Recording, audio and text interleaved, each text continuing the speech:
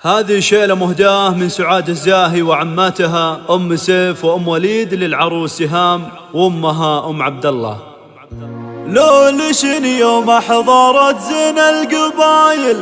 ورقص لعيونها 10 و8 القمر سهام تعبت الاصايل أشرقت مثل القمر بين الغواني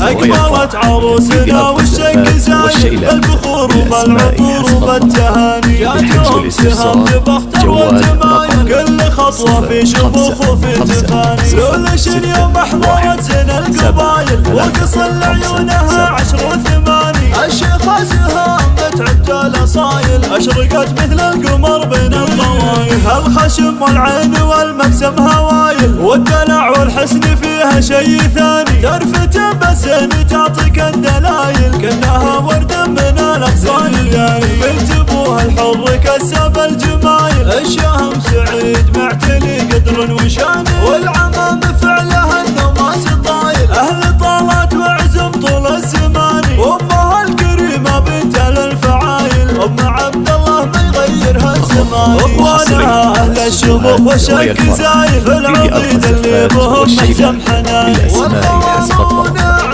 ذل من الخصايل لا بجنب الطيب في على البكاني ربعها الزهران مشعلة الفتايل الفخر والطيب في كل الزهران